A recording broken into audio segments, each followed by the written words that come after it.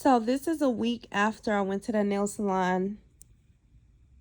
I can't make this up. I cannot make this up. So I'm going to the doctor because I want to make sure this is not what I think it is. But I mean, come on, intuition. That looks crazy already. Let's nip it right in the bud. I don't care. I don't care. I know a lot of people might feel like I'm dramatic or, oh, you're just, some people are really like slow. And I'm very much a spiritual person. I'm very much a believer in creative power and creativity. But people really have this idea, oh, you're bringing these stylists and these nail techs into your life. Y'all are delusional. Y'all are delusional. On my channel, we talk about everything. Why do that look like that? On my channel, we talk about everything. Y'all just woke up. Yeah, I'm sorry. It's a little crusty. It's giving crusty. It's giving crusty. Y'all watch Chanel Richie. I love her accent. It's giving crusty. It's giving zesty. But I think a lot of beauty professionals underestimate how many beauty professionals are trash. And I think it's because a lot of them display the same traits, period. And that's really crazy to me. Like, I don't like that. On my channel, we're going to be honest about clients, consumers. We're going to be honest about professionals, and we're going to be honest about influencers, period. Because it's just like, it's bull crap. And it's funny to me to observe the change in the industry. I'm seeing people who used to yell at their clients in their story now being all customer service oriented and stuff, because at the end of the day, either you're going to have to shift with this new energy or you're going to get left. Because everybody is, gravitating to, not everybody, but the girls that get it. The girls that don't. We live in a time right now where either people going to ascend or they're going to descend, period. And the girls that's ascending is the ones who could pay, and they're leaving. The girls that's going to descend, going to continue to descend. They're going to be at them dissension hair salons and nail shops where they doing stuff like this. You will not catch me at another Vietnamese salon. Hi, Vietnamese community. Hi. I won't be back. Hello. That's it. That's all. Hey, ladies. So, I just left the hair salon. Excuse my hair. I got, not the hair salon, the nail salon. I got all the little stuff all on me. And, I wanted to talk to you all about something. Y'all know on my channel, I'm really big on, I guess, kind of bridging the gap between consumers and beauty professionals, because I feel like there are a lot of unnecessary gaps and hiccups in the client experience in so many different salons. So I went to a new nail salon. I actually went to the one my mom goes to.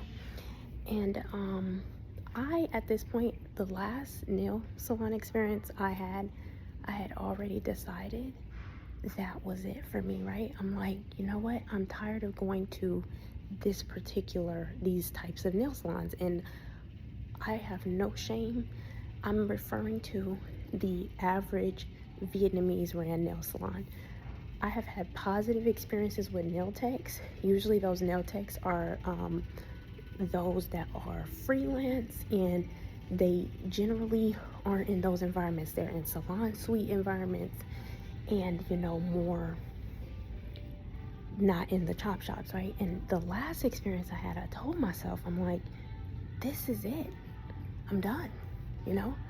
I'm not going back to deal with that. So yes, after my last experience at a nail salon, I said to myself that would be the last time I patronized one of these shops, because quite frankly, I am tired of wasting my money within them. So today I caved in, and this is what a lot of us do when it comes to beauty supplies and when it comes to these nail salons, because we feel as though we as consumers don't have other options, right? Especially when you come to situations like that where you have certain industries or whatever that are monopolized by a certain group. For example, the Koreans with the beauty supplies and the Vietnamese with the nail salons. And I feel as though these particular groups, this is my opinion, I can only assume unless one of them comes and tell me otherwise, I feel as though these particular groups feel as though, they can get away with, bad business practices, mistreating people, whatever, simply because of the fact they know that what other options do you have? There aren't that many independent, hold on. There aren't that many independent nail techs. There aren't that many freelance nail techs. So I feel like they know a lot of people will settle for convenience, just like with the beauty supplies.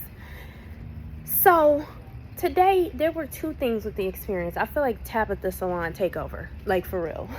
Two things that were off about the experience. Number one, and this is just from observation, there was another young lady who came in with her mother as well, and they were sitting, everybody in there was African American, of course, but they were sitting, did you need help?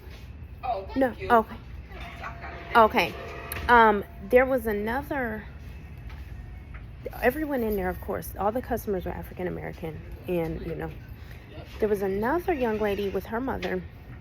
The nail tech that she had was a man, and he was constantly coughing in her face. I just felt for her because I could see she was uncomfortable. We were all making eye contact, but nobody wanted to say anything. And I kind of made a face, and my mom was looking at me like, shut up, shut up. And it's like, why do we have to be quiet? Oh, because we feel like this is our only option? Because why shouldn't we vocalize, hey, that makes me uncomfortable? Because if the flips were script and we were back in the pandemic days, if a customer was in there coughing, they would be told to leave. It is flu season. So this is a face-to-face service. I feel like even with hair, that is very inappropriate, but especially when it comes to things such as makeup artistry, nails, etc., because you are directly face-to-face with somebody and you're coughing. And that young lady felt, even though she felt uncomfortable and didn't feel right, and she is paying for a service, she sat there and she took that because we don't want to, say anything, whatever, right? Fine. So this is my thing. The other issue I had was, pricing. Now, I do not have an issue paying for things. What I don't like is a lack of transparency when it comes to pricing structure anywhere, but especially in salons. And if there's an error made on behalf of the business, the right thing to do, in my opinion, best business practices, if you as a business owner make an error, you should honor that. If the ticket is marked wrong, you should honor it. If you misquote the price, you should honor it. That is just best business practice. That is great for customer retention. So at the end of my service, it was $5 more. $5 is not a huge deal. I wouldn't have mind, but she sat there prior to my service and she broke down the price before we got started, which is fine because I feel like you should do that, right? But she misquoted the price. So when the other young lady who was registering me up gave me the price, I asked her what the difference was, and she told me there was a tip charge for the S&S. So I asked her, I let her know that I wasn't informed about that, and she just kind of was like, okay, well, this is the price. So I asked her to get my nail tech, and I asked her how much the tip was, and she said there was no charge for the tip. And she said, oh, you know what, I forgot to tell you about it. It is a $5 charge. And then the other young lady proceeded to state that it was on the pricing menu. So I asked her to show me the menu. This is an example of advocating for yourself as a consumer. I asked her to show me the menu. So she shows me the menu, and everybody's looking, and they couldn't find that stated on their menu. So I asked her, okay, so what are we going to do about it? She said, there's nothing we're going to do. That's how much it costs. She said, I don't feel the need to have told you what the price was unless you asked. And I'm like, what are you talking about? First of all, you weren't the person, I didn't say this, but I'm like, you weren't the person who serviced me. She was, and she didn't disclose that. But this is what I'm thinking. But I'm saying to myself, you know what? I'm never coming here again, and I'm done with your salons, period. excuse me, I thought it was, I'm already at the point where I'm done with your salon. So you know what? I'm not tipping. And usually I tip. I always tip everywhere I go, and I tip based on 18 or 20% or beyond that. Like, I'm a great tipper as long as I'm being treated fairly and my service is being rendered. But I'm like, you know what? That's fine. Not only is that coming out of your tip, but I just won't tip and I just won't be back. And that'll just be that. And I'm not coming back.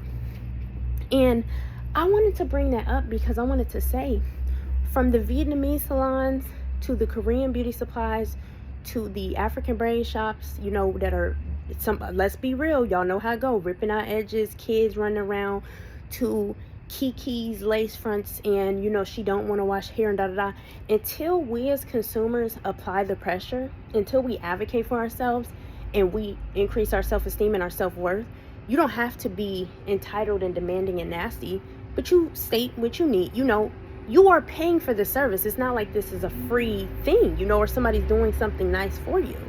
And until people get to the point where they stop tiptoeing and they vote with their dollars and they get up and they're willing to walk away, they're willing to not come back, they're willing to exercise their options, we will continue to receive this treatment. We will continue to have people going to nail salons and leaving with fungus.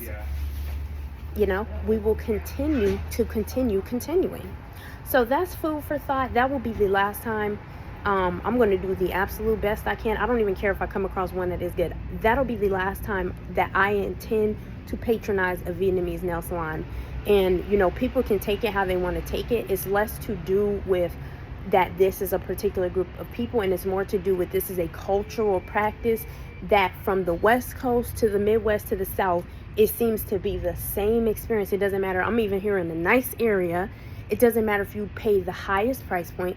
This is a consistent experience that seems to there's not enough variation for me to continue wasting my money and wasting my time. So for me, that's it, period. You know, I'd rather go out of my way to go to solo salons, to go to Phoenix and support a smaller nail tech, and yes, pay, you know, double the price, whatever.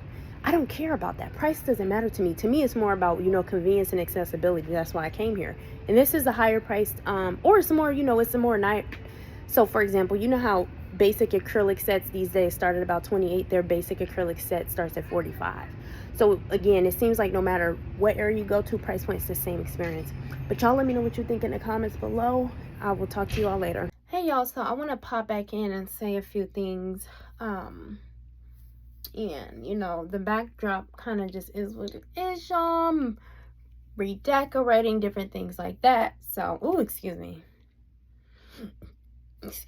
So I want to just end this conversation by saying this is something that for decades, especially the conversation here really applies to consumers across the board, but I especially would like to have this conversation for women of Afro descent especially. And you know, if there are any men who come across this channel, you all as well. And you know, this has been a talk for decades. We've had so many people speak on these different topics, you know, Louis Farrakhan, you know, different people really emphasizing the importance of, you know, not just having your own businesses, but also, you know, controlling the manufacturing, different things like that, becoming producers. You know, the black dollar is so powerful. And I'm at the point, for me personally, I've worked in a Korean beauty supply store. I had a friend, I used one of my old friends, she used to work in one of the wing spots. And, you know, she also used to work in a beauty supply store. So it's like, I've had experience myself inside. I've had experience as a consumer as well, not just a person working. And I can also go back to my experiences speaking amongst other people. There is we have the internet today. We have information now. We have knowledge. And especially as Black women, I'm not saying we have to save the Black community. And when I say Black in this case, I'm talking about the entire diaspora for the most part. I don't care if you're Jamaican and you know you have Afro ancestry, you whatever, because at the end of the day, we all pretty much, when it comes to this, go to these businesses. we have got to, more and more of us have got to get into the beauty industry. Find what you're passionate about and get into it. Everybody is not going to be an influencer. Everybody's not going to be a hairstylist. Everybody's not going to make wigs. You may take your marketing expertise and apply it to a hair salon that is Black owned. You may be able to take your graphic design and use it to help influencers that are Black. It's not all about following the exact same blueprint as the next person, but we actively, as women, period, but we're talking about the textured hair portion of this industry, and especially the Afro-descendant textured hair, because textured hair is anybody can have textured hair. We participate so much in this, and while it's growing, we have more and more of us getting into this. We have so many people coming out with their own products and different things like that. Keep it going, and I'm always going back to the influencer thing, because I feel like a lot of influencers don't know their worth. That's my opinion. When I see people selling out, not just themselves, but also their audiences, to promote products that are BS or whatever, just to make a quick buck, you are cheapening your name. You are cheapening your brand. I always say, if a company is reaching out to you, willing to pay you $2,500, $5,000, $1,000, $900, $500, whatever it is, for you to make one video, how much do you think they are making from that video, or other people like you making those videos? You don't have to start a hair care line. You don't have to become a hairstylist. Maybe you can sell bonnets. What is it that these people are trying to get you to promote? How can you put your own spin on that? I don't care what no one says. I don't care what anybody says. Ownership is everything. I don't care. I understand everybody doesn't want to have the responsibility of being a business owner, but why not use your reputation and your influence to put on people who can directly put money back into your pockets, people who are of your same community, who can reciprocate, if you're going to be taking on brand deals and different things like that. And I understand, the reason I'm pointing this out is it's not about saving the community. It's about when you make sure everything you do, there's reciprocity.